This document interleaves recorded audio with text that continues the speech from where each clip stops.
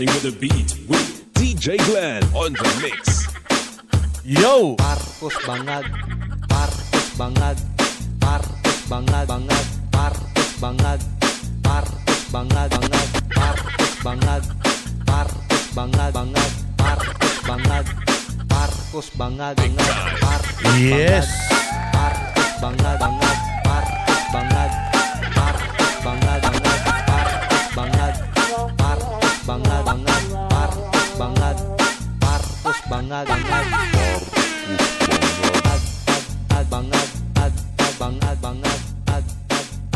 Ayan, magandang araw po sa inyong lahat.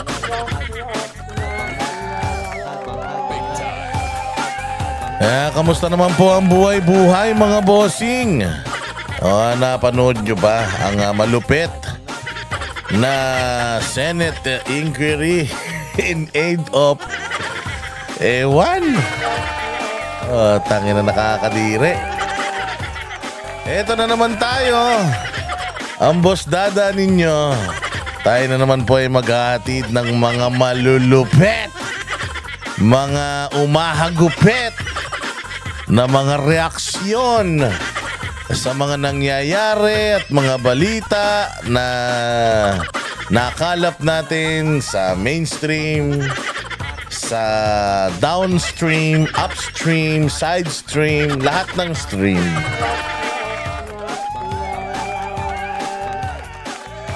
Diyos mio, another day, another uratan session with yours truly, Boss Dada TV. Ayan, at tayo na naman po ay makikipagkwentuhan sa isa't isa. Kakausapin ko na naman yung sarili ko rito.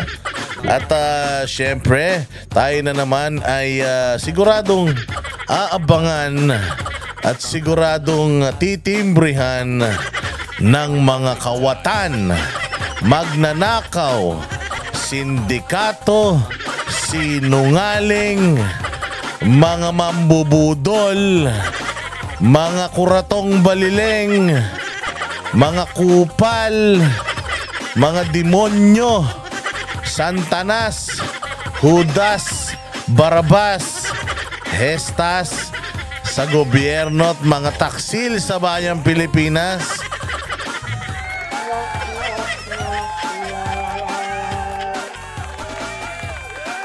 Tayo na naman po mga bossing ay sigurado akong nasa radar ng mga tulongges ngayon. Ay, Diyos ko po. Nagkalat talaga ang fake news. Sabi ko nga sa inyo kung fake news lang ang pag-uusapan, huwag na kayong lumayo. Diyan pa lang sa hanay ninyo sa gobyerno, abay puro nas kayong mga sinungaling. Sinungaling kayong lahat. Siyempre pag sinungaling ka, ibig sabihin lahat ng sinasabi mo kasinungalingan. In short, fake news purveyor. Nang tinapay kayo. Tangina, sabi ko nga walang nangyari. Ay, maraming salamat po sa lahat po ng mga barateros na nanonood ngayon. At maraming salamat po sa pagtangkilik po ninyo sa mga videos na ina-upload ni Boss Dada. Maraming salamat po at kayo po ay laging nagla-like, nag-share. At maraming salamat din po doon sa mga bagong subscribers natin at doon sa mga lumang subscribers natin. Currently, we are at 152,416 subscribers. Grabe, ang bilis ng panahon. Napakabilis ng panahon at tayo ay palakas at sa tulong ninyo mga boss ay talaga naman itong ating channel ay lumalago. So i-congratulate natin ang ating mga sarili. Thank you very much. Pero marami pa rin po ako nakikita ang mga nanonood na nakakalimutan pa rin pong mag-subscribe. So subscribe po kayo, hit the notification bell para maging kasali kayo sa pagkalat ng pang-uurat sa bayang Pilipinas. Oo, kung iba peace on earth, tayo hindi. Uratin natin sila lahat ng mga bad news sa Pilipinas, gawin nating funny news.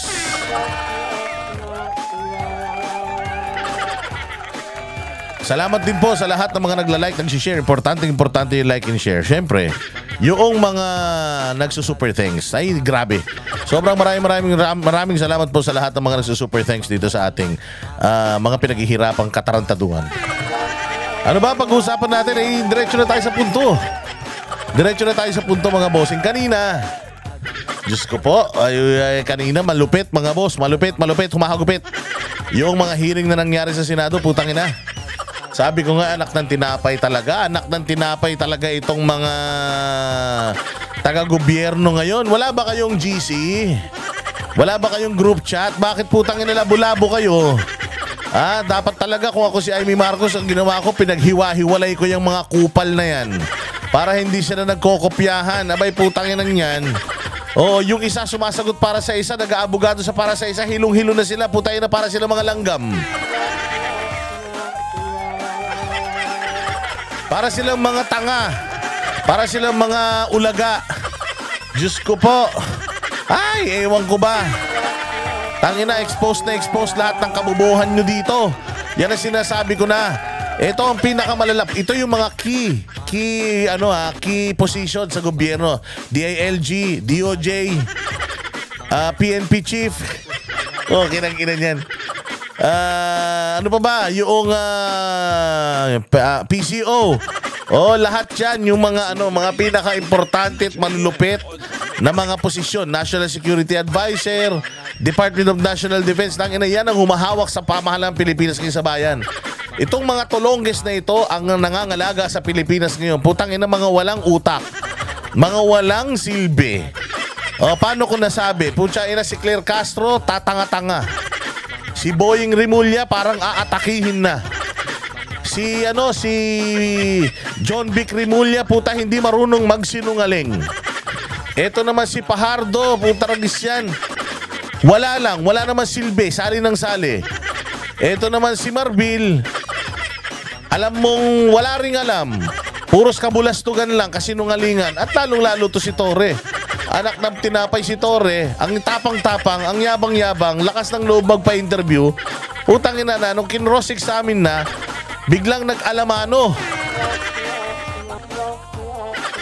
Inan yung yabang nyo? Wala naman pala kayong alam, mga hinayo pa kayo. Diyos ko po, ay talaga naman, kitang-kita dito sa mga mga boss ha. Kitang-kita po natin dito sa mga balita at sa kaninang nangyaring hearing na putang ina ninyo, malaki ang kasalanan nyo sa bayang Pilipinas. Punyeta kayo, unang-una sa lahat, walang red notice. Inang-ina nyo. Mantakin nyo, ipinamigay nyo ang Pangulong Duterte sa ICC nang wala pa naman talagang red notice. Ibig sabihin, hindi naman pa siya hinihingi. Ini-inform pa lang tayo na meron ng warrant of arrest pero hindi pa, kumbaga, hindi pa nag-i-issue ng final na ruling para ang buong mundo ma-inform, lahat ng members at lahat ng partners nitong Interpol ay ma-inform na meron po tayong isang tao na wanted na. Kumbaga, hindi pa ito wanted. Kumbaga, ini-inform pa lang tayo. Ini-inform pa lang, binibrief pa lang tayo about the situation. Putay na, nataranta na tayo lahat. Ang ginawa ng mga kupal na itong mga nandiyan dyan sa Senado ay nag-usap-usap na. Puta, gumamit ng pera ng taong bayan para isuko ang ating kasarinlan. Paano sinuko yung kasarinlan, Boss Dada? Tayo na, sinuko yung kasarinlan. Imaginein mo, hindi naman tayo saklaw ng putangin ng ICC. Pero, putangin na, nagsuko sila ng tao sa ICC nang hindi pa naman talaga pinal at hindi pa naman talaga na-i-announce at hindi pa naman lalong-lalo na nang walang due process. Ay grabe. Walang due process, mga bossing. Mantakin mo again, pinagyayabang nila putay na red notice, kupal. Red notice sinasabi nyo, putang ina ninyo. Hindi kayo sumusunod sa utos. Taina ninyo ha, red notice kayo ha. Bibigyan ko kayo ng isang matinding sample ng pukinang inang red notice na yan ha. Eto, pakinggan nyong maigi. Yaang red notice, sampal mo sa pagmumukha mo, Boying Rimulya. Putang ina ka, kaya palang init-init ng ulo mo kaninang kupal ka. Dahil yung putaragis na Interpol kupal mo. Anong nangyari sa Interpol kupal mo dyan sa Timor-Leste? Considering that Timor-Leste is smaller than us, less modern than us, kumbaga mas maunlad pa tayo sa kanila. Pero sa kanila, gumagana yung rule of law, yung due process. Dito sa Pilipinas, walang due process. Bibigyan ko kayo ng example. Hindi ba inisyu yang hayop na na yan, yung diyan sa yung Interpol kupal. So inisyu, hindi pa naman pala yan red notice, in-inform lang yung mga agencies. Anong ginawa ng mga agencies? Nag-mobilize kagad. Mobilize tayo, 7,000 police. Hulihin yan, ganito, ganyan. Sige, eto na, nakakuha na si Pangulong Duterte. Klaro sa lahat ng mga videos na nakita natin, si Pangulong Duterte hinihingi kung ano yung kanyang kaso. Paki-explain. Hindi ma-explain ng bobong si Torre. Bakit? Kasi nga, isa lang daw yung kanyang order, which is isakay si Pangulong Duterte dun. Plain and simple. Isakay lang. Putang ina, hindi mo man lang inalam kung bakit. May warrant na kasi. Okay, so paano mag-serve ng warrant? Di ba, ultimong yung pagsiserve ng warrant, punyeta na yan, hindi alam nitong tokmol na ito. Bakit? Kasi nga, hindi ba, kailangan pag nag-serve ka ng mga ganitong klase ng warrant, anong dapat gawin? Di ba may mga legal remedies yan, meron yan mga motion, etc. and so on and so forth. So dapat binigyan mo ng pagkakataon, ng leeway, ng time para itong taong ito ay magkaroon siya ng opportunity na kumbaga ma-exhaust niya, ma-utilize niya lahat ng mga karapatan niya. Putya, pinagmamalaki na itong mga tanga na to na 10 oras na daw, sobrang tagal na daw, at hindi na daw sila makapag-antay. Wow! Anak ng tinapay kayo, kalinaw-linaw sa rules. Kalinaw-linaw sa rules. Dadalwa lang yan. Sabi nga nila, pwede mo daw gawin yan yung pagpunta o isuko yung iyong subject. For example, si Pangulong Duterte sa dalawang paraan, extradition at saka surrender. Eto, sumurrender ba si Pangulong Duterte? Hindi siya sumurrender. Hindi ba? Paano siya susurrender? Nandun siya sa eroplano tapos sinerban nyo ng warrant. At ang sabi niya, you have to kill me. You're bringing me to the Hague. Dalhin mo ko sa mga kano. No, you have to kill me now. So, nasa ng surrender dun? Mga gago. Walang surrender dun. Kasi kung may surrender, di sana hindi na kayo umabot 12 oras. Sana umaga pa lang nadala na siya sa ibang bansa. Kasi nga, kine-question nga niya, una, legality. Pangalawa, hindi yan basta-basta. Basta ka na lang kukuha ng tao, dadalhin mo doon. Hindi yun ganun. Kasi nga, ayon sa batas, okay, sabi nga sa Bill of Rights, di ba, na no person shall be deprived of liberty and property, di ba? Hindi mo pwedeng kunin sa isang tao ang kanyang mga ari-arian at lalong-lalo na ang kanyang kalayaan nang hindi ka dumadaan sa due process. Ano yung due process? Kailangan humarap tayo pare-parehas sa isang competent judicial authority. Sino yan? Korte po yan. RTC, MTC, Supreme Court, Court of Appeals. Lahat ng korte. Never pong naging korte kailanman ang DOJ. Punyemas yan. Katulad ng nangyari dito kay Arnie Tevez. Si Arnie Tevez may kasalanan sa Pilipinas. Anong nangyari? May kasalanan si Arnie Tevez sa Pilipinas. Nakipagkutsabahan itong si Remulla na may syota yata sa Interpol para hulihin si Arnie Tevez ng Interpol. Anong nangyari? Hinuli nga siya ng Interpol sa tulong ng Timor-Leste Police. Anong ginawa ng Timor-Leste Police? Dinala ba sa atin? Anong ginawa ng Interpol? Dinala ba sa atin? Hindi. Ang ginawa kay Tevez, itinurn over sa presinto. Saan? Sa presinto sa Timor-Leste. Tapos, lahat ng legal na paraan ginamit ni Tevez. Ano yun? Di ba? Kaya nagpunta doon sila Topacio. Meron silang mga motion dancers. Kaliwat ka ng motion. O anong nangyari? Usapan, extradition. Sige, extradition. O binigyan ng instruction ng Pilipinas paano mag-process ng extradition. Hindi sinunod ng mga tanga. Hindi na extradite si Congressman Arnie Tevez. Napakawalan si Congressman Arnie Tevez sa kulungan at siya ay hinouse arrest. Ngayon, habang siya ay naka-house arrest, tuloy-tuloy pa rin yung kaso, yung motion para i-extradite siya dito. Ilang taon na? Ilang taon nang nakalipas simula niyan? If I'm not mistaken, that's more than a year already. Hindi ba na pinagtatalunan niyang yabang-yabang ni Clavano, ang yabang-yabang ni Boying, putang ina niyan. Anong nangyari? Napadala nyo ba dito? Hindi. Bakit? Because hindi kayo sumunod sa protocol. Sinabi sa inyo when you were filing extradition, padaanin sa proper diplomatic channels. Ano yung diplomatic channels? Doon sa embassy. Anong gagawin doon? Sa consul, anong gagawin doon?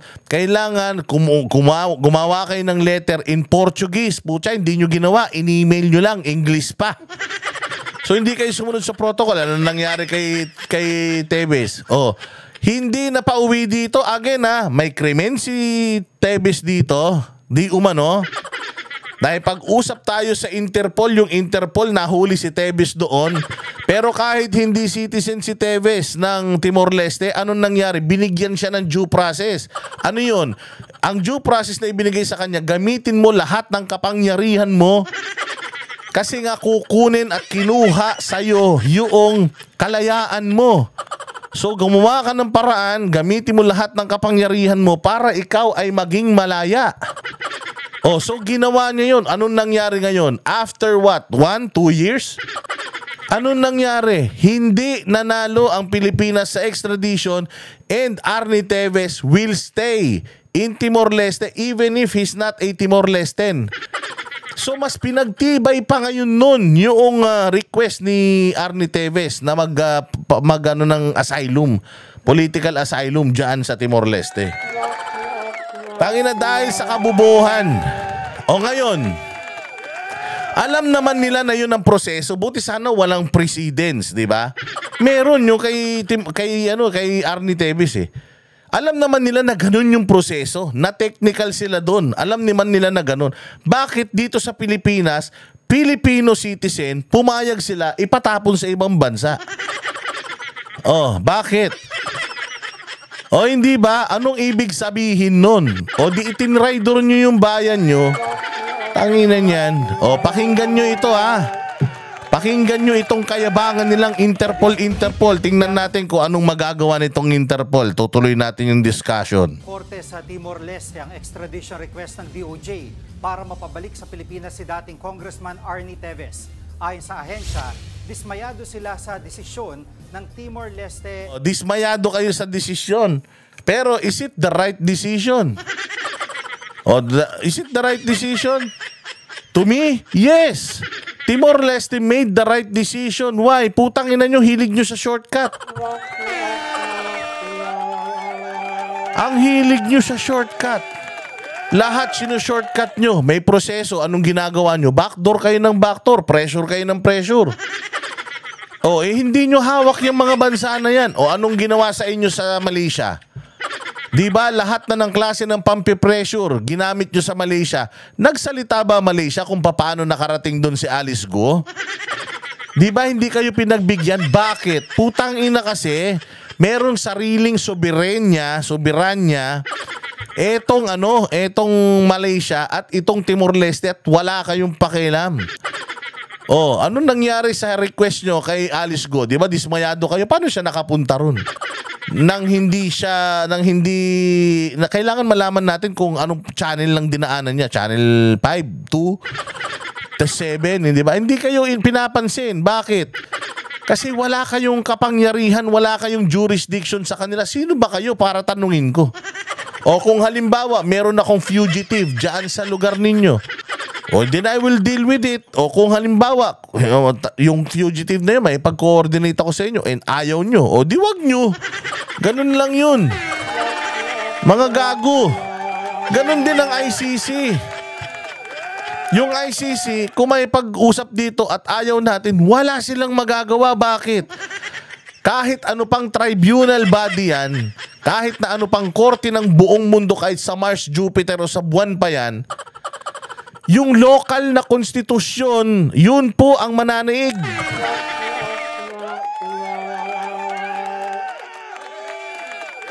Kung ano yung konstitusyon nitong bansa na to na involve, yun ang mananaig, yun ang superior. Kahit na sinong korte pa yan sa ang planeta, galaxy pa yan, yung susundin mo pa rin yung konstitusyon ng lupa mo. O anong nangyari dito kay Arnie Tevez? Anong nasunod? Konstitusyon natin? Maraming pinatay dito yan, sabi nyo.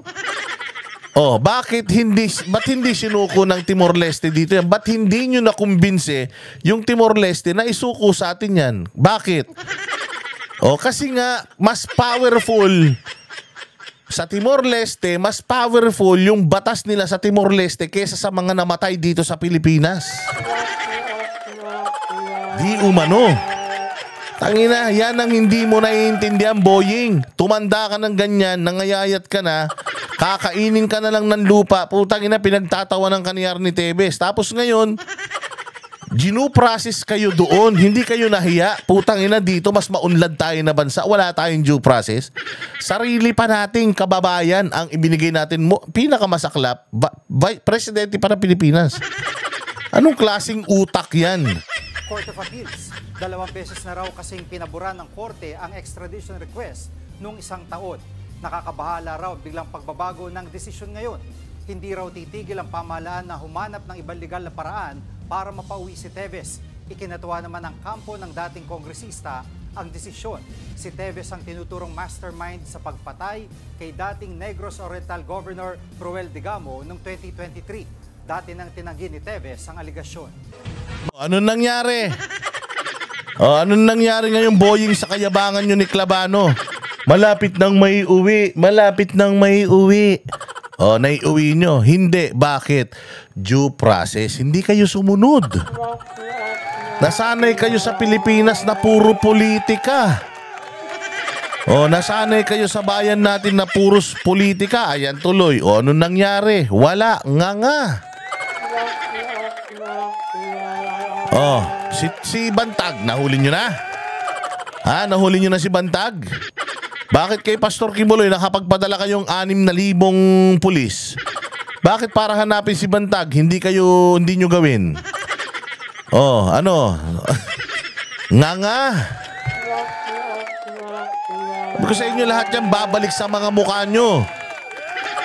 Lahat yan babalik sa mga mukha ninyo. Yung mga kayabangan nyo, yung pamumulitika nyo. Nakikita na kayo sa ibang bansa. Nakita siguro ng Timor-Leste yung putang inang ginagawa nyo sa Pilipinas. Mantakin mo, presidente ng Pilipinas, tinarantado nyo. Hindi nyo pinadaan sa due process. Di ba? Sabi ko nga, kung ako si Arnie Tevez, putsang ina, ang dali kong applyan ng political asylum ito. Kahit si Roque, ma-approve yun. Bakit? Makikita yung ginawa ninyo kay Pangulong Duterte, kaya nyo nga gawin sa isang dating Pangulo kay Tevez pa kaya?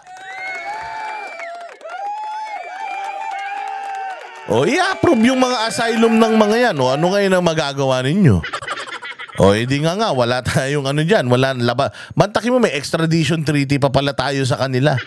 Tapos dininay pa rin. Bakit? Kasi nakita nila kung gaano kayo kabalasubas dito. Hindi kayo sumusunod sa protocol. Hindi kayo sumusunod sa batas.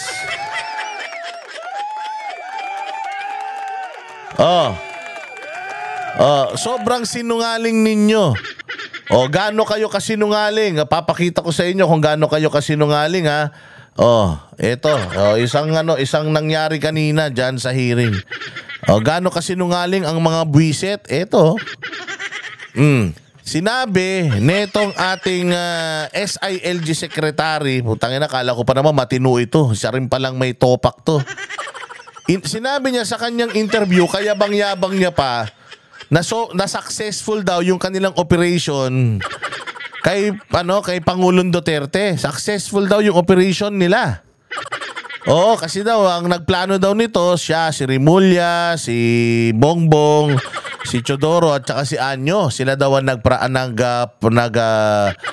anuhan. Tapos si Anyo daw may kausap daw sa Intel, mayroon daw siyang kasamahan doon sa sa Hong Kong, naka-text daw niya, sinasabi daw kung anong oras ang lapag, ganito ganyan, ganito ganyan. So may nagtatraidor sa mga Duterte, something like that. Tapos eto namang si Rimulya, sinabi niya, no, it's not just me. Kasi proud na proud siya, nakapagpadala sila doon ng dating presidente. Proud na proud siya, hindi niya alam, sasabog lahat sa mukha nila yan. Lalo na nung nagkaalaman, putangin na yan, wala palang red notice.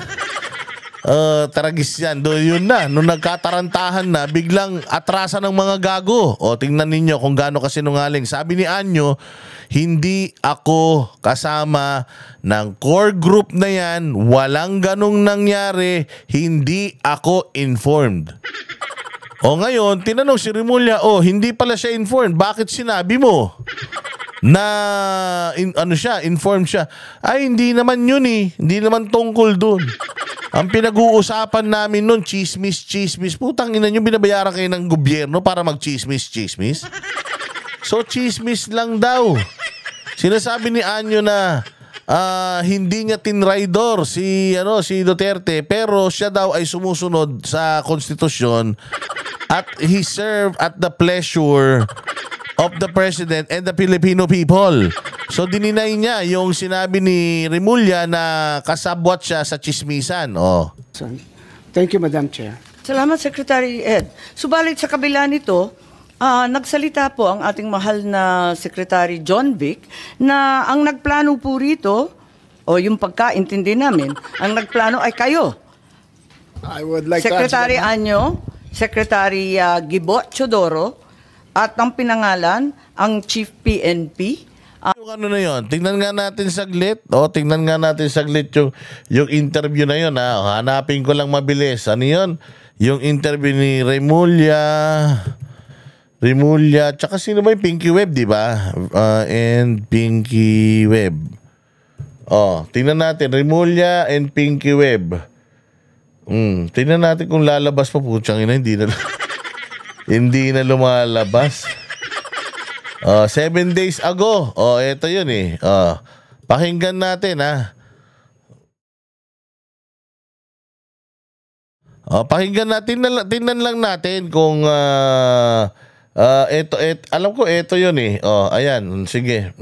I-play natin to, tingnan lang natin. Tackle the issues, back to that. Paglapag po niya, sino ho ang sinabing maaaring pumili na sumama sa dating Pangulo sa Villamor Air Base? Who was given authority to say, you can bring this, and this person? Lahat sila pinayagan. Lahat ng kasama niya sa aeroplano, I think they were a party of 12, if I'm not mistaken. Sumama sa coaster at sumama sa Villamor. Lahat po yun? Lahat sila. Wala pong naiwan? Walang naiwan. Okay. Ganda. And was that the plan Detalyado. from the very Yes, beginning? from the very What was, and who was really on top of this? Kayo ho ba? Because during the press conference of the President, it was you and the President. Yes. So ikaw ho ba nagplano ng lahat ng ito? Hindi naman. It was a group effort. Secretary Chodoro was there. Secretary Anyo was there too. And the President and I. So, hindi naman ako. Ako lang ang natira last man standing doon sa Malacanang. Kasi Secretary Chodoro was working out of his office sa Camp Aguinaldo. Secretary Anyo, of course, Okay. his specialty is intelligence. So he was gathering all the information in Oy. his source, in his location. Intelligence, so, ha? ako na nasa Malacanang. Was it a little odd or hard, I guess, for Secretary Anyo, sir? Knowing that, of course, he I was think so. part of the I Duterte think administration. he still shares some affection for the former Yun. president. They had a Galing. very good working relationship. But he's a professional, he is a soldier, and he's a gentleman. So he served this role, and the information that he gathered and shared was very reliable. And Such a... Oh yeah, information ha. He's talking about information, intel, and betrayal. So, we are talking about betrayal. So, he's closely communicating with one person or group of persons sa camp in Hong Kong. Tapos, pinagpaplanuhan nila. Malinaw Or is there such anything you can share? as the conversations on whether or not they would go home, I think the lawyers were prevailing for him to... So, ang nangyayari dito, ganito. Nangyayari ganito. Meron na silang plano in place kung papaano si Presidente huhulihin at itatapon sa ibang bansa. Meron na. Oh, pero nakayaan nyo yung susi whether matutuloy yun o hindi. Ano yung papel ni Anyo? Alamin kung uuwi ba sila, hindi ba sila uuwi, kailan sila uuwi, hindi na ba sila uuwi, magtatago na ba sila? Yun ang papel ni Anyo. Okay? Pero yung nag-orchestrate ng lahat, itong Remulla na to, si Teodoro, si BBM. So they have a they have a plan na.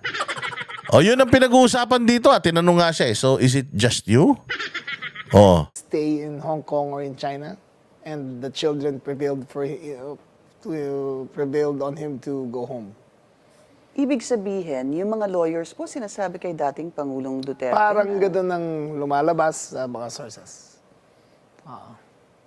Sources from Secretary Anyo? Sources ni Secretary Anyo. Opo. And he relayed that to the core team. So the core Yes. team is the President, yourself, Secretary Anyo, Secretary Teodoro, and The President. kayo lang. So you kept it very small. Very small. And it Yes. was meant to be that way. Yes, you cannot plan an operation like this and involve too many people. Okay. No, they're planning an operation, ha? So, ang sabi niya, dito, that they are planning an operation. They're planning an operation, ha? Balikan naman natin yung kanyang sasabihin dito. Ayan, ha? They're planning an operation. Tingnan ninyo yung sasabihin niya ngayon. General Marbil. Parang apat yung pinangalanan sa isang interview ng ating secretary ng DILG. Can I answer that, ma'am? Yes, please, you're recognized. The question was, who planned this? I did not state in any way who planned it. The meeting was of executive privilege. It is a conversation between the president and the ones I mentioned. There was... So what exactly did you say? Ano sinabi po ninyo? They Ang asked me- pagkaintindi namin, itong apat na pinangalanan, ang siyang nagplano. Kasi Ma'am, we're already invoking namin. executive privilege. Putangin na, biglang sumuo yung kuya. Wait lang, putangin na. Ibibisto mo kami. Umano kagad yung kuya. Putangin na, nadudulas na eh. Umiiyak na yung kapatid eh. Dahil na biglang yung kuyang malapit ng...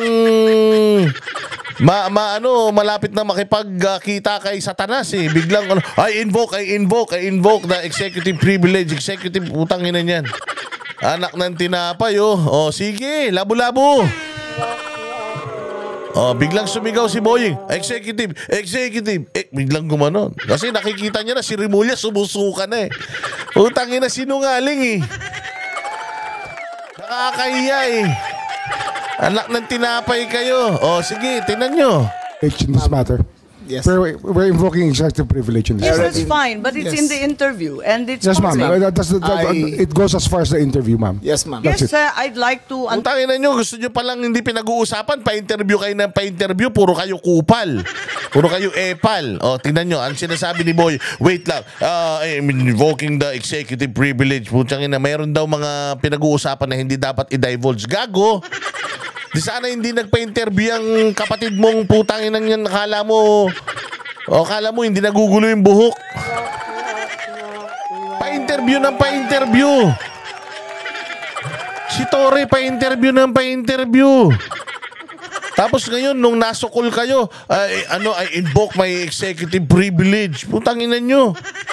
Tingnan nyo mga katarantaduhan nyo. Huling-huli kayo kung gaano kayong mga katarantado at mga sinungaling. Tangina niyan, ang sarap nyo ngayon pagtawanan para kayong mga daga. Para kayong mga daga. Putang ina ninyo, bigla kayong pinlashlightan. Puta, hindi nyo alam. Meron isa, may mani dito, may keso. Yung isa may kaldereta pa sa mukha. Putay na, nataranta yung mga gago. Yan ang sinasabi ko. Nasanay kasi kayo na sa inyo media, sa inyo lahat. Kaya putay na, pag nagpa-interview kayo, wala kayong kasing yabang. Putya, biglang nagkaroon ng hearing. Biglang sinukol. Wala kayong mga kaalam-alam. Putay na, para kayong deer on a headlight. Ganun lang kayo. Putay na. Sukol. Sige, pero magsasagot yan. Magsisinungaling yan. Understand, I think your brother was trying to did not explain state in any what way. he said in the interview, and I'm happy They to asked hear me it. if I planned it. I said it was not me. There were other people in the room, but we did not discuss any plans of any arrest. Saan nanggaling yung mga pangalan na ito? Ma'am, that again is executive privilege. Ma'am, let me explain. Ma'am, let me explain. Tayo na uli. Paliwanag. Sige na. Paliwanag ka. Sa interview po Yes, Ang ma'am. liwanag Let me explain first, ma'am. We were discussing rumors of an impending arrival Parang based on... hindi yung ganun ang dating sa amin Ang pagkaintindi that is namin, the whole apatan truth, ng plano. Inasinungaling. Alam mo, ito yung sinasabi ko. Under oath, nagsisinungaling. Putang ina, Amy Marcos, pinakulong mo sana yung kupal na yan. Kapag ordinaryong tao, kapag ka nagsinungaling, kulong kagad. Si Agent Morales, kulong kagad. Lahat, contempt kagad. Tapos ito, under oath, harap-harapan, nagsisinungaling. Putang ina, hindi mo kinontempt. Dapat kinontempt mo para talagang mabigyan ng leksyon ng mga kumag na yan. That is, we were discussing rumors. They were discussing rumors. Are you sure you are discussing rumors? Ito, ipapakita dito kung rumors nga. Go ahead, ma'am. Patugtog na lang natin para maintindihan, ha? What was and who was really on top of this? Kayo ho ba? Because during the press conference of the president, it was you and the president. Yes. So ikaw ho ba nagplano ng lahat ng ito? Hindi naman. It was a group effort. Secretary Chidoro was there. Secretary Anyong was there too. And the president and I. So, hindi naman ako. Ako lang ang I natira. stand by that, ma'am. Last man standing doon sa Malacanang. I stand by that. Kasi Secretary Chidoro was working out of his office. Napakaliwanag po ng sinabi Yes, ma'am. ninyo. Wala Secretary namang Anyo, of mapakiyaw-kiyaw course, doon sa Special sinabi. Police Intelligence. Yes, ma'am. Patayin na muna natin. Pakaliwanag naman ang sabi ninyo, hindi ako mag-isa kahit ako ang kasama ng presidente nung nagsalita Yes, ma'am. sa press con, hindi ako mag-isa ang nagplano. Isang grupo kami. Tapos pinangalanan mo. Ano ba pinagpaplanuhan nun? Pinagpaplanuhan kung papaano babasyuhin si Pangulong Duterte. Si Anyo ang nakikipag-coordinate, makaka-uuwi ba o hindi? Kasi kung hindi uuwi, kailan? Ngayon kung kailan, sa isang araw, okay, sa isang araw, doon natin ilalagay yung plano na hulihin tapos itapon sa ibang bansa. Yun yung pinagpaplanuhan nyo, tanga. Sinasabi mong chismis ang pinag-uusapan. Tangina nyo, nag-executive session pa kayo tapos chismis lang pala ang pinagkukwentuhan nyo. Anak ng tinapay kayo. Nuknukan ang sinungaling nyo. No, ma'am. Sinabi ninyo I state, ma'am, again, executive privilege. But, ma'am, Walang executive privilege kasi binunyag na ninyo I sa must TV. state it very clear. Kaya na ginagawa nyong tanga yung sarili nyo. Utay na, nagsuklay ka pa ng maayos tapos kabobohan lang yung sasabihin mo dyan. Na executive pa, paano executive? Pa-interview kayo ng pa-interview. Tangina, lahat kayo, kanya-kanya kayo ng kuha ng credit. credit mo yung pagpapatalsik. Ang lalakas nyo. Oh, puta, machong-macho kayo. Si Torre, machong-macho, na-aresto niya, dating presidente. Ito naman si John Vic, machong-macho din. Puta na. Siya ang nagplano. 2 at 4 sila. Oo, di ba? Puta, talagang bruskong-brusko sila. Eh, nung nahuli, putang ina, kanya-kanyang pulasan. O, ngayon daw, hindi. Hindi na kami nagplano, nagkwentuhan, tsikahan lang kami ron. Stated very clear that there was no mastermind. We were discussing mainly about what the president's... No mastermind.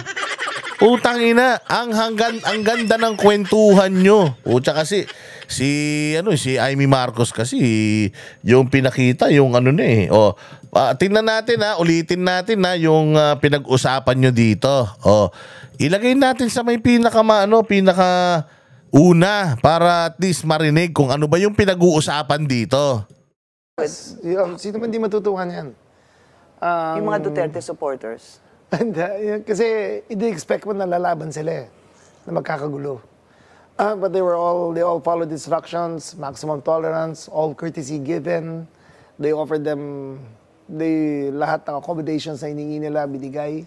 Anong pagkain gusto nila. Humingi siya ng kama para magpahinga, binigay sa kanya. Aircon naman yung kama. He asked to see his lawyers, dumating naman. So, binigay naman sa kanya lahat ng courtesy. Okay, when you say that, sir, yung mga abogado niya nasa labas ng Villamor Air Base, ayaw papasukin eh. Ando doon si... E.S. Medialdea sa loob. E.S. Medialdea. Oh, pero hindi nga yun yung counsel of his choice. Kumbaga, abogado yun na nagpapaliwanag sa mga pulis nyo at sa inyo na illegal yung ginagawa nyo. Pero hindi yun yung legal counsel of PRRD's choice. Ang legal counsel of his choice, yung anak niya. Si BP Sara, it was even said in a video, my daughter is my lawyer, please allow her to go inside so that I can ask for her she can counsel me. O di ba? Wala, hindi nyo ginawa eh. Abogado lang tong dalawa. Pero hindi sila ang legal counsel of his choice. Ang legal counsel of his choice, yun nasa labas. Bakit yung pagpipilitan na, hindi na, abogado naman yung dalawa eh. Sila na magpapaliwanag sa'yo. Eh, hindi nga eh. Sabi nga sa Miranda rights, you have the right to remain silent. Anything you say can and will be used against you in a court of law. If you do not have a lawyer, the state will provide you one. You have the right to counsel of your own choice. Counsel of his own choice. Sinabi niya, si Inday, hindi niyo pinapasok. So, merong paglabag? Wala. Mga manluloko kayo eh. Andun din si Attorney Delga sa loob. Yes. Yes. Pero meron pa pong ibang abogado. I guess that's what I wanna find out. Hindi na pwede yun. There was an... Ba't hindi na pwede yun?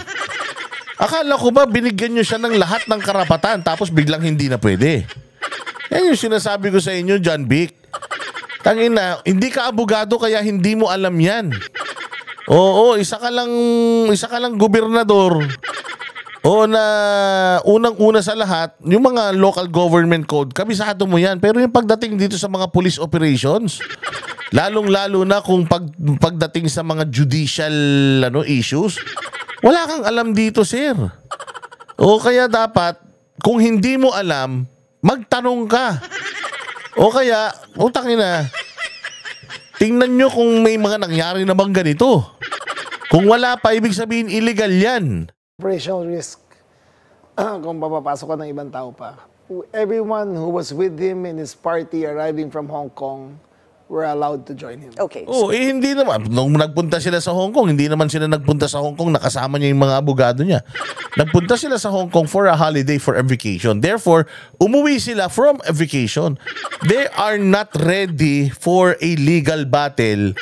That is why, even if he is accompanied with 2 lawyers, if hindi yun yung kumpiyansa siya na abogado for this specific issue, pwede siyang tumawag ng abogado ng gusto niya, kung sino, kung si ano man yan, si attorney, sino ba mga magagaling na abogado?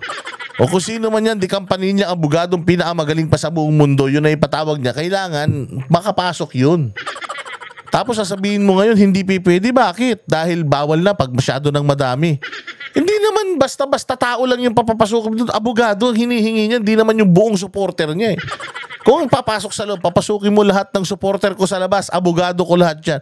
Tangin na lokohan na yun. Pero kung sinasabi niya, isa, dalawa lang, paano kayong magugulo dun? Puta, isa sa isang kampo kayo. May mga sundalo, may mga pulis. Libo-libo kayo. Paano kayo guguluhin ng isang 79 years old na hindi na nga makatayo ng matagal? Anak ng tai, ano. So let's go back to that. Paglapag po niya, sino ho ang sinabing maaaring pumili na sumasunod? It was you and the president. Sila. Wala akong naiwan. Walang naiwan. Okay. And was that the plan from the very Yes, from the beginning? very What beginning. was and who was really That was that the plan since the very beginning? O may plano. on top of this? Kayo ho ba? Because during the press conference of the president, it was you and the president. Yes. So ikaw ho ba nagplano ng lahat ng ito? Ikaw ba nagplano ng lahat? Hindi naman. Wala talaga sinabing master plan dito, mastermind. Ang sinabi dito, may plano. So, ang galing ng plano nyo. So, ikaw lang ba lahat gumawa ng plano na? Ay, hindi. Marami kami. O, so may plano kayo. Lahat ng nangyari na yan, plano. O, anong pinagsasasabi mo dito sa, sa interview mo kay sa Senado kanina? Statements were in Hong Kong, and it was based all on that statement, ma'am. Sinabi ninyo na hindi kayo mag-isa na nagplano, kundi isang There was no grupo. planning, ma'am. Pero yun ang sabi eh. There was no planning? Putang inan yan? Ikaw nagsabi, did you plan all of this alone? No. Hindi naman. Hindi naman. Puta, kinikilig ka pa. Nung sinasabi, hindi naman. Para kang tinitira sa puwet. Hindi naman ako nagplano, 4 kami. Ang linaw ng tanong ni Pinky Web eh. Ikaw lang ba nagplano nito? No. Meron pa, 3 pa. Oh, may plano kayo, wala. Oh, tas ngayon sabi mo, hindi, wala kaming plano nun. Ano ginawa nyo ron? Nag-tong-its kayo? I said, hindi ako nagplano. May isang grupo na nagplano. We were all talking about a rumor, ma'am. Hindi, nagsasalita ka na, hindi ako nagplano. Marami kayo nagplano. And that was all. Rumor lang yon? Yes, ma'am. Group effort ang sabi mo eh. Ang tanong niya kung ikaw ang nagplano, tapos sabi mo, There was no hindi, planning, group ma'am. effort. There was no planning, ma'am. Anong Earlier, in-effort ng group? ma'am, Kapag hindi... Putang ina. Walang plano?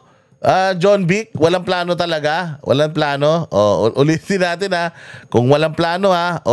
Sige, play. Because during the press conference of the president, it was you and the president. Sumama sa Villamor. Lahat po yun. Lahat sila. Wala akong naiwan. Walang naiwan. Okay. And was that the plan from the very Yes, from the beginning? very What beginning. Was that the plan from the very beginning? Yes. Yes. Di ba? Was that the plan from the very beginning? Yes. Ito pa. and who was really on top of this? Kayo ho ba? Because during the press conference of the president, it was you and the president. Yes. So ikaw ho ba nagplano ng lahat ng ito? Hindi naman. Ikaw ba nagplano lahat ng to? Ay, hindi naman. Hindi naman.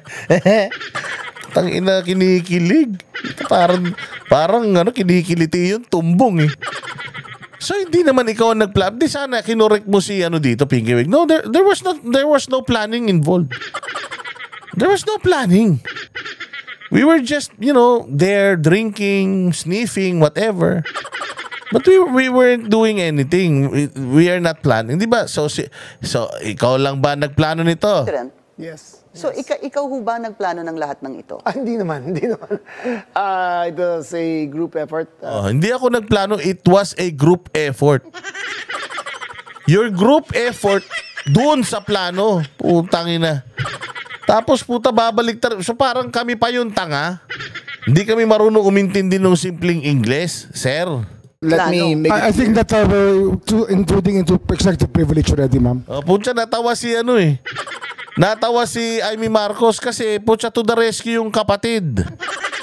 Dahil nakikita niya, nagtatain na yung kanyang nakababatang kapatid.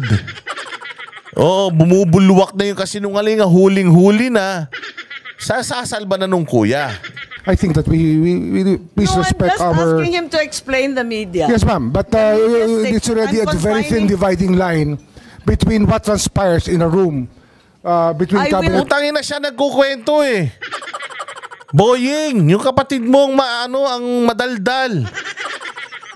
Usapan nyo, kinukwento doon sa media eh. Nakapanood buong mundo eh.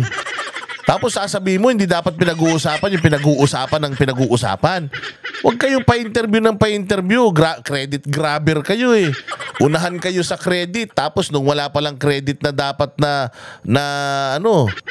putangin na, kanya-kanya kayo ng bawi. Kambyo kayo. Ay, hindi naman kami nagplano. Wala namang plano.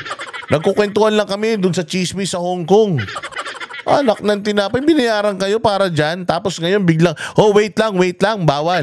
Bawal pag-usapan. Anong bawal pag-usapan? Nagpa-interview yung kapatid mo. Kung ano yung nasa interview, yun lang ang tinatanong ko sa kanya. Ano sinasabi mong executive? Members I will- and a media statement. But there's a very thin dividing line, ma'am. Understood. I hope that we can respect executive privilege. Understood. And Putangin na, if there's someone who should respect the executive privilege, it's you. It should be you first. Kung executive yung pinag-usapan, wag na kasing maarte. Wag nang pa-interview ng pa-interview, pamidya ng pamidya, tapos pag nahuli mo, magsisinungaling. Wag ganon. Putang ina, kayo ang nagbibisto sa sarili nyo eh. Kayo ang nagchichismis sa sarili nyo eh. Kayo nagpapahamak sa sarili nyo. Alam nyo kung ano yung general rule? General rule ng mga sinungaling, alam nyo kung ano? Less talk, less mistake. O tingnan nyo si Saldico. Hindi nagpapa-interview, hindi sumasagot. Tingnan nyo si speaker, hindi nagpapa-interview, hindi sumasagot, hindi nagpapakita. Why? Because may tinatago. At kapag may tinatago, wag nang madaldal, lalo kang mahuhuli. Yung kapatid mo, bida-bida, gusto mag-artista, o yun, salita ng salita, o ngayon ginagamit dito. Tapos sasabihin nyo, we cannot discuss what was discussed in an executive blah blah blah. Tanga. Kung ganun naman pala, sabihan mo yung kapatid mo, pag uwi nyo, kunyatan mo yung walang tunog. Hoy, tangina ka, huwag kang pa-interview ng pa-interview kasi. Masyado kang madaldal. Di ko alam kung sino bang pinapapugian mo. Di ka na lang magtrabaho. Ganunan mo para matuto. the Senate and the Secretary Chodoro is fully aware. Every time there's a need to recess to executive session, I'm happy to do so. And I will do so when necessary. Pero ngayon, sinabi kasi sa TV, paliwanag naman ninyo sa atin kung ano ibig sabihin. Kasi ang sinabi, hindi ako mag-isa na... Napaiya ka ngayon. Kung gusto niyo executive session, alam ko kung kailan yun. Okay? Alam mo ang nakakahiya dito? Putang ina, ito si Aimee, kapatid na ni Bongbong, tumatakbo pa sa ticket ni Bongbong. Oh, tapos ngayon, kayo mismo pinapahiya. So, ibig sabihin, yung grupo nyo, alyansa, at kayong mga nasa gobyerno, puros kayo mga ulaga, mga wala ka, hindi kayo mapagkakatiwalaan. Lahat kayo. Lahat kayo, putang ina, masasabi nating walang linis. Marumi. Nakakadiri. na nagplano, may grupo kami. They asked me if I had planned it. Sabi ko, I did not plan it. Hindi, tinanong ka, did you plan it alone? Sabi mo, no, it was a group effort. Putang ina, kalolokohin mo pa kami.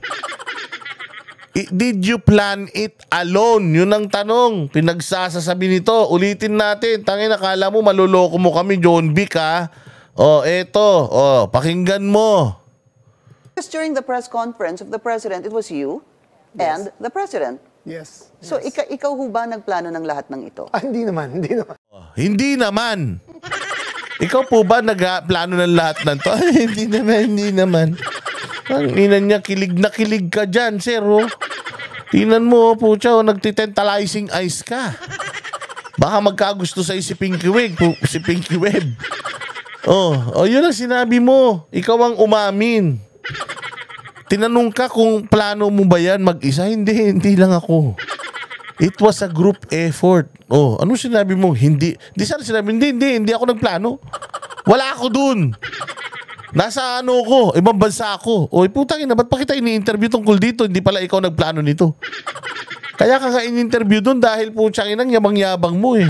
Parang hero ka eh. Parang ikaw ang may kagagawa ng lahat ng to. Nung nagkabistuhan, biglang kambyo ka. Said we were there, and not to skirt, ma'am, executive privilege. It was mainly because of the statements of the former president in Hong Kong that he said, in his words, ma'am, in Hong Kong, that I think you have a clip. Wala He na. said that ang reading ko Clip, ay clip. may ICC warrant of arrest na. Oh. That was the best of my recollection, ma'am. Oh. So anong pinag-group effortan? Anong To discuss the rumor, ng ma'am. grupo na That, again, ma'am, pinangalanan nyo? as far Sorry. as I will invoke in executive privilege, there was you cannot plan on a rumor, ma'am. Kaya Ay, putang ina mo, ikaw nagsasabi kayo nagplano, 5 kayo eh. Ay, 4 kayo. O Fantastic 4 kayo. Sasabi mo, you cannot plan on a rumor. Eh, ikaw nagsabi doon sa interview eh. Did you plan this alone? No. It was a group effort. It was a group effort. And the question is regarding planning. So it means may plano. Ano sinasabi mo, John Vic? Utang lang, hirap na rin akong intindihin. Nagtataka ako, again, bakit ma'am, group effort? Chismis lang naman yun. Chismis nga. Ayun Yun na nga nga, yun. kung chismis, bakit mag-group effort pa? Tapos pinangalanan mo Ma'am, pa lahat na maraming nagpag-group marites sa effort. mundo to, ma'am. It was, Dabis naman yung marites. Grabe, tinan mo kung gaano siya kagago ah. Maraming marites sa mundong to. So, putang ina, nagmamaritesan lang sila. So, nagmamarites siya, si Anyo, si Chodor. Tanginan nyo ang sisiga nyo. Mantakin mo ang sisiga nyo. Si Anyo, National Security Advisor. Rrrr! No to China. O, labanan natin ang China sa South China Sea. O, eto din, si Chodoro. Gera na. O, ako ang Department of National Defense. Di depensa ko Pilipino. No, not an inch of our property, of our sovereignty will be compromised. Tapos ito naman si BBM. Ako si BBM. Ako ang siga ng Pilipinas. Ako ang may-ari sa inyong lahat. O, tapos ito naman si DALG. Pucha. O, sigan-siga din. Tapos ang pinag-uusapan nyo, chismis. Tapos nang mamarites lang pala kayo dun. Kinang inang yan. Kawawang bayang Pilipinas. Kaya naman pala tayo nagkakataranta ka loko-loko eh. Dahil ganito ginagawa nyo, nagchichismisa. Nakakahiya. Madami daw marites sa Pilipinas. Nagmamaritesan lang sila. Ha? Marites? Ay na, lalaki yung tao. Ano kayo? Nagpoporsam kayo? Nagawa nyong 4. Tara, magpatawag tayo ng meeting. O ano pagmimitingan natin? Hindi, pag-usapan natin sa Hong Kong. O, tangina, may warrant na daw. Uuwi na daw. Hindi na daw. O, tapos anong ginagawa? Nagiinuman kayo, nagsasalsalan kayo, nagchuchupaan kayo. Anong ginagawa nyo ba ron? Habang pinag-uusapan nyo tong chismis na to. Dami-daming it was marites a sa amin, discussion of a rumor based on the statement of the president in Hong Kong. Nakakatuwa lang dahil chismis lang pala eh. Bakit sesentensyahan yung tao sa base ng chismis? It was a discussion of a rumor based on the statement of the president. Puta, naging robot na siya. Bigla na siya naging robot. You have the right to remain silent. It was a discussion. It was a discussion pertaining to a rumor. As tinanong na siya, ba't nyo pinakulong? It was a discussion pertaining. Puta, bigla nasira yung plaka. Tayo, nakakahiya kayo. Kadiri. Putang ina, kaya nyo pang humarap sa salamin pagkatapos niyan? Pa-interview ka ulit. Kayo nila Torre, pa-interview kayo ulit. Sige, bilisan nyo bukas na bukas. Para talagang sikat na sikat kayo. In Hong Kong.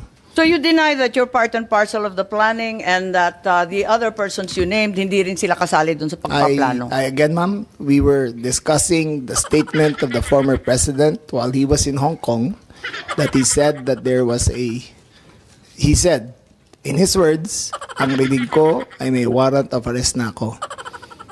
So that was the only basis of the conversation, ma'am. So ito yung group effort ninyo. Yes, ma'am. Pinagtulong-tulungan ninyo yung isang bahagyang chismis. It was, ma'am, all of that is, again, the statement of the former president, not ours. Okay, so walang kinalaman to. Pero para lamang sa kaprasong chismis, magtitipon-tipon pa yung mga sekretary ng kabinete. Nakakatuwa naman. Call it what you may, ma'am. Walang magawa. Call it what you may.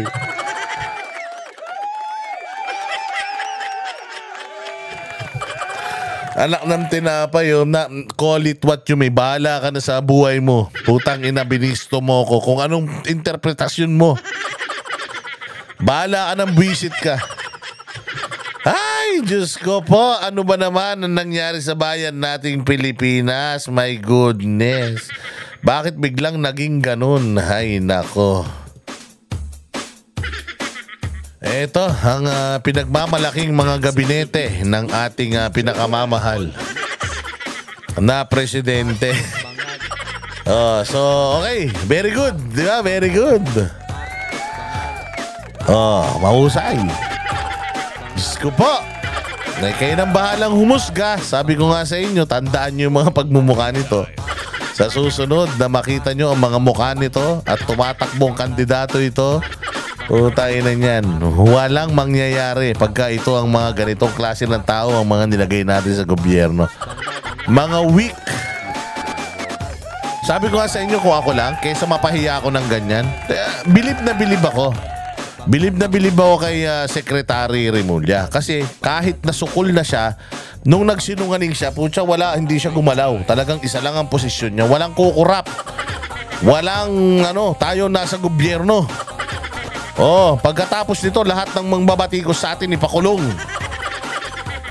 Again ako, nagre-react lang ako Ito lang ang aking, ang aking pagkakaintindi sa mga nangyari. Bahala kayo dyan. Kung kayo, masumama ang mga loob nyo, ginawa nyo naman yan on live TV. Nanonood ang milyon-milyon mga Pilipino. Harap-harapang kasinungalingan. Walang kakurap-kurap, walang kagatol-gatol. Sabi niya sa kapatid niya, wag mo akong tulungan. Tayo na, kung sinungaling ka, sinungaling din ako. Kaya nga sabi ko nga kanina nagpaligsahan ang dalawang Remulla kung sinong mas sinungaling sa kanilang dalawa. Lumabas, parehas sila. Maraming salamat mga bossing sa inyong panonood. Mabuhay kayo. God bless us all and God bless the Philippines. Ewan ko kung saan papunta itong Pilipinas. Ganito mga namumuno. Pero bato-bato sa langit. Ang tamaan, huwag magalit Nagre-react lang kami.